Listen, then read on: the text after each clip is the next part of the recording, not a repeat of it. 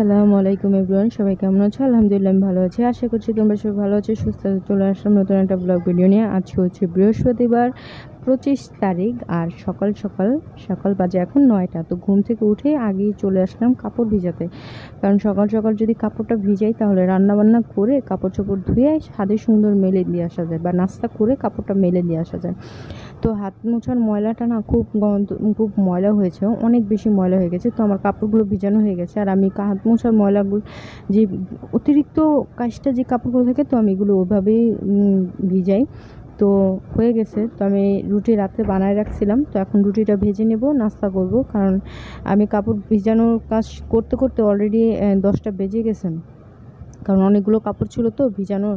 তো আমাদের কাপড় আলাদা ভিজিয়েছি, ইয়ামিনের কাপড় আলাদা ভিজিয়েছি, তো আরও কিছু কাপড় ছিল, তো সব কাপড় একসাথেই ধুয়ে দিয়েছি।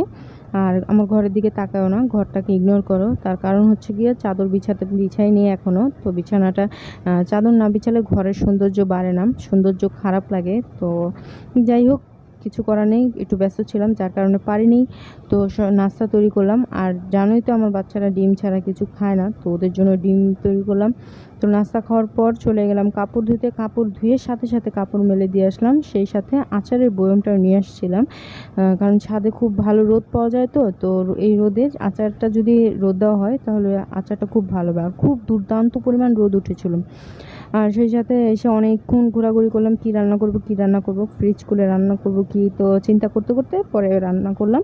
তো ওদের জন্য মাছ রান্না করব, আর আমার জন্য একটু শুটকি রান্না করব। আর এখন ছেলে বলছে আম ভর্তা খাবে, তো ওকে আম ভর্তা করে দিলাম।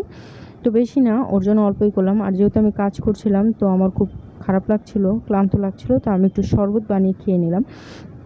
এর মধ্যে আবার আজকে পানি নেই, গ্যাস নেই, মানে গ্যাসও খুব কম, পানি মোটেই নেই, মানে খুব কষ্ট হয়ে গেছে কাজ করতে, যার কারণে রান্নাগুলো আর তোমাদের সাথে শেয়ার করতে পারিনি। তো এগুলো হচ্ছে গিয়ে টাটকা শুটকি রান্না করেছি আলু দিয়ে, আর আলু দিয়ে মাছ দিয়ে রান্না করেছি ভাত। আর এখন হচ্ছে গিয়ে বাহিদের সাথে তোমাদের পরিচয় করে দেবে। তো এই হচ্ছে গিয়ে বাহি ডাল আর বাহি ভাজি। তো এগুলো গতকালকের ছিল, তো এগুলো তো খেতেই হবে, এগুলো তো আর ফেলে দেওয়া যাবে না। তো আমি ভাজি দিয়ে আর শুটকি দিয়ে ভাত খাবো, আর ওদেরকে তরকারি দিয়ে ভাত খাওয়াবো। তো ওদের জন্য আমি মাছ রান্না করেছি, তা আমি বাকি জিনিসগুলো দিয়েই খাবো, ওদের জন্য মাছ রান্না করেছি আলাদা। তো আজকের ভাতটা যে কী মজা ছিল, কী দুর্দান্ত ছিল, আমি তোমাদেরকে বলে বোঝাতে পারবো না। তো খাওয়া দাওয়া শেষ করে আর শুতে পারিনি, কারণ খুব প্রচণ্ড গরম ছিল। তো শোয়ার আর কোনো কায়দা ছিল না। তো ছাদে গেলাম, ছাদের থেকে যে কাপড়গুলো শুকানো হয়ে গেছে, তো ছাদের থেকেই ভাঁজ করে একবারে নিয়ে আসছি। তো কাপড়গুলো ভাঁজ করার পর বিছানার চাদর বিছাবো, তো বিছানার চাদর বিছিয়ে দিব। কারণ চাদর না থাকলে আমার ঘর কেমন জানি লাগে, আর নিজের কাছে কেমন একটা অস্বস্তি লাগে, যে বিছানার কেমন লাগছে, ঘর দুয়ার কেমন লাগছে, মানে এরকম একটা অস্বস্তি কাজ করে, যে আমি ভাল লাগছে না বা অসহ্য লাগছে। তো এই কারণে আগেভাগেই আমি বিছানার গুছিয়ে নিলাম। আর আজান দেওয়ারও সময় হয়ে গেছে, আসরের আজান দেওয়ার সময় হয়ে গেছে। তো আজান দিলে নামাজ পড়তে হবে, বাচ্চারা ঘুম থেকে উঠে গেছে, ওদেরকে কিছু নাস্তা পানি দিতে হবে। তো যাই হোক, এই জন্য দ্রুত কাজটা শেষ করে ফেললাম। তো আমার বিছানা গোছানো হয়ে গেছে, এখন মনটা রিল্যাক্স লাগতেছে, কারণ ঘর তোর পরিষ্কার পরিচ্ছন্ন। আর আচারগুলো তো ভাই কি সুন্দর, আর কি সুন্দর হয়েছে, গ্রানগুলো যে আসতেছিল, মানে এত সুন্দর বোম্বাই মরিচের গ্রান বের হচ্ছিল যে কি বলবো তোমাদেরকে, বলে ভাষায় বোঝাতে পারবো না। তো কাজটা শেষ করলাম, আজান দিয়ে দিলাম, নামাজ পড়লাম। নামাজ পড়ার পর আম্মু আবার চা নিয়ে আসছে, তো চা খেলাম, চা বিস্কুট খেলাম। তো ইয়ামিন চা দেখে চা করে, ইয়ামিন চা দেখলে কি করে সেটা তো তোমরা খুব ভালো করে জানো, সে চা দেখলে আর পাগল হয়ে যায়।